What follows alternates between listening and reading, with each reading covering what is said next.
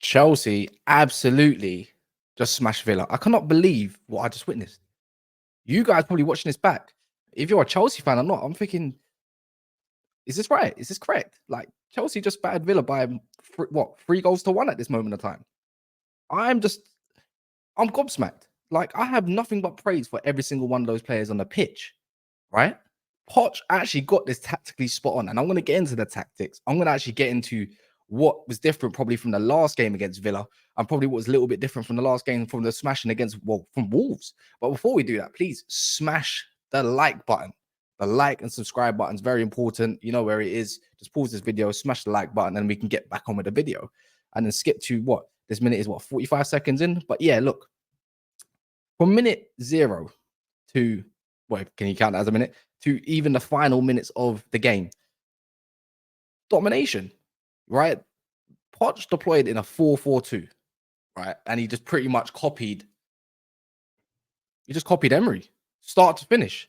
4-4-2, play Jackson on the left, Gallagher high up in the press, next to Palmer, who would drop deep. And then before you know it, you will see some following runs from Madueke or Jackson on the inside, right? Then you see Enzo. You know, I've seen about 10 different positions. Me and Daps can tell you about 10 different central positions from Chelsea fans saying he needs to play here, he needs to play there, and this position and that position. But today he played a mixed role of box to box and playmaker, receiving it deep and not letting Caicedo be by himself. It's a pretty much like what Douglas Luiz and Kamara have been doing as well. You know, dropping deep, collecting the ball, going forward, and Douglas Luiz will have a shot on the outside of the box. But this time you could say Enzo is playing more of the Douglas Luiz role. And it worked. That man was absolutely unplayable, on fire, £105 million performance. That's exactly what Enzo should be doing week in, week out. Every single week, Caicedo will go under the radar and won't get the praise that he is due because he shut down the middle the way he did.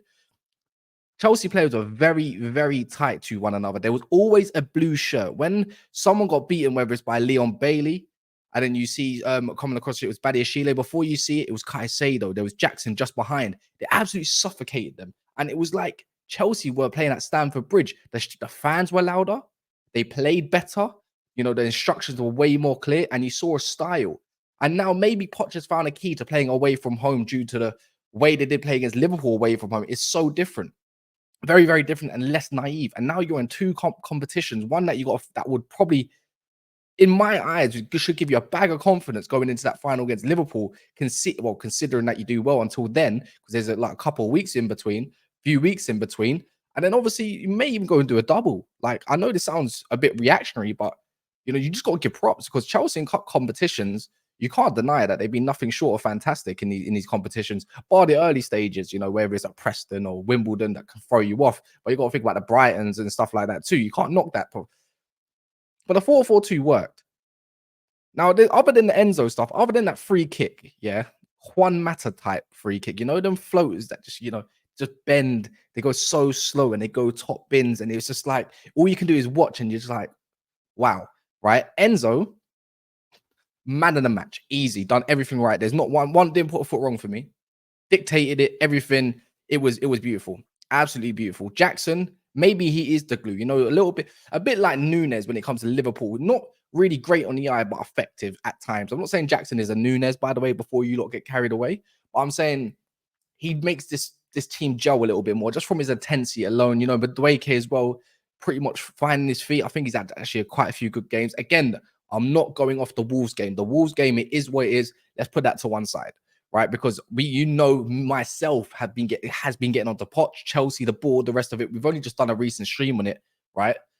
But other than that, there's a few more players that you lot got to understand that didn't play that made the team do what they did. Sterling did not play today, and the team performed better as a unit. I'm not saying Sterling couldn't improve because it can happen, but yeah, it was pretty much more a solid unit. And there's one player where their wife was calling out something needed a change. Guess what, Isabel Silva? Something did change.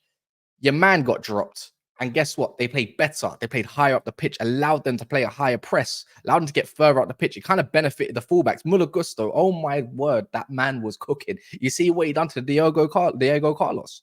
Absolutely ripped into shreds, got him in the yellow, and he could not put a foot wrong after that because he had to watch his step. Malagusto was cooking. You know, for me, if I'm gonna have to put a top 3 players in it today, it's 100 million quadrillion percent. A lot of people might say Jackson, but I'm gonna have to go with obviously Enzo man of the match. But there's two players that really stood out for me.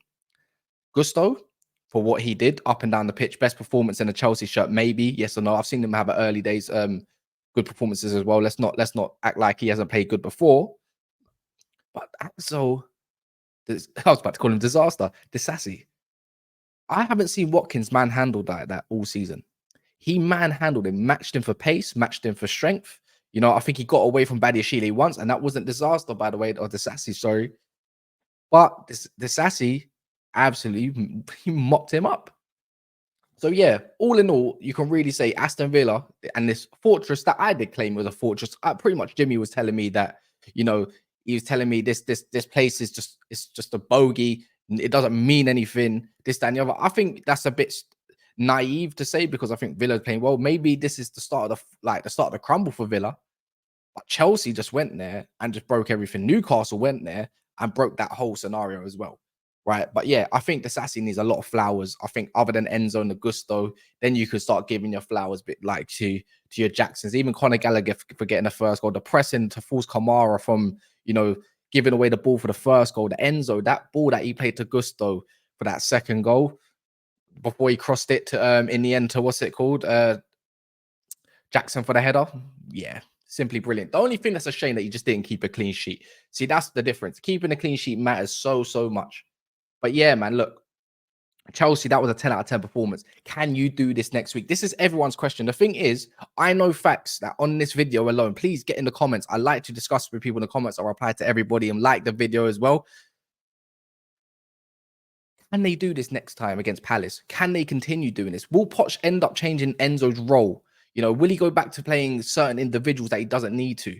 Thiago Silva has no place in this team. Let's get that straight. Yeah, he doesn't. He's old and he's, as much as he's brilliant as at what he does, he is a liability. You have to change the way you play. It's a little bit like having Maguire in the team. Bear in mind, if people don't know, I am a Man United fan. Having Maguire in the team means you have to play a lot further back. So you can't get forward, you know?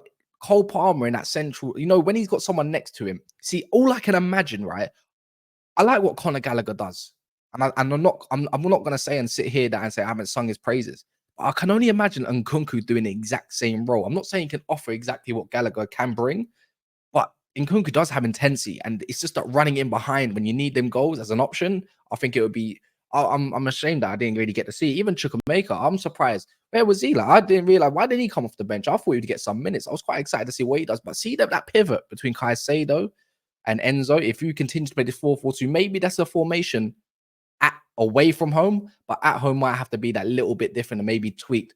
But yeah, look, not gonna hate on this, man. Chelsea, that performance was 10-10. You know what? That's probably the best football I've seen from them in about 18 months. There've been other good performances, but this is definitely topped off. You made a very good Villa team look like boys, unplayable, unmatched, and absolutely phenomenal. Simple as that. But guys, look, man, that's going to be the end of this video. Please smash a like on the way out. Drop me a comment as well. They're very important. And yeah, man, we're going to keep it moving. If you do see this video in time, you might be live in little bits and bobs. But yeah, man, do your thing.